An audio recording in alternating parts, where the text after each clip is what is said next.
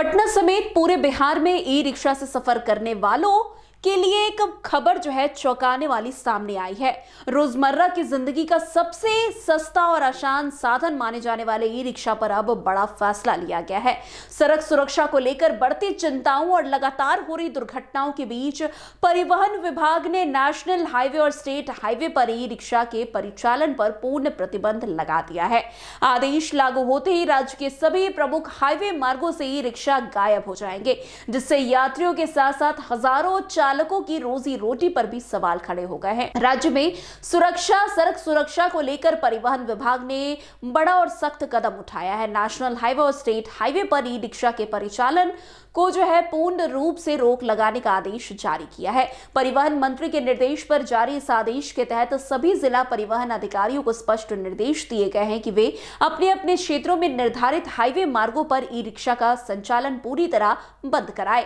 आदेश लागू होने के बाद राजधानी पटना समेत पूरे राज्य में हाईवे पर ई रिक्शा चलाने पर पाबंदी प्रभावी हो गई है। पटना जिले में यह प्रतिबंध खासतौर पर new bypass, Bihta, Sarmera road, Patna गया रोड और फुलवारी शरीफ, दानापुर, बिहटा रोड पर लागू किया गया है। इन मार्गों पर अब ई रिक्शा चलाते पाए जाने पर कार्रवाई की जाएगी। इसके अलावा पूरे बिहार में लगभग 3617 किलोमीटर लंबे स्टेट हाईवे और 6389 किलोमीटर नेशनल हाईवे पर ई रिक्शा का परिचालन पूरी तरह प्रतिबंध रहेगा। इस तरह कुल मिलाकर करीब 10,000 किलोमीटर से अधिक लंबे हाईवे नेटवर्क पर यह रोक लगाई हुई है, जो राज्य के लिए अब तक का सबसे बड़ा प्रतिबंध माना जा रहा है। परिवहन विभाग ने ई रिक्शा के साथ साथ जुगाड़ गाड़ियों के खिलाफ भी सख्त कार्यवाही करने का निर्देश दिया है। विभाग का कहना है कि जुगाड़ वाहन बिना किसी पंजीकरण, फिटनेस प्रमाण पत्र और बीमा के सड़कों पर धड़ल्ले से चल रहे हैं, जो मोटर वाहन अधिनियम का सीधा उल्लंघन है।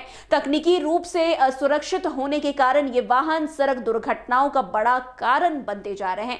ग्रामीण इलाकों के साथ साथ शहरी क्षेत्रों में भी जुगाड़ गाड़ियों का इस्तेमाल यात्री और माल ढुलाई के लिए किया जा रहा है, जबकि इसमें आवश्यक सुरक्षा मानकों का पूरी तरह से अभाव होता हुआ नजर आ रहा है।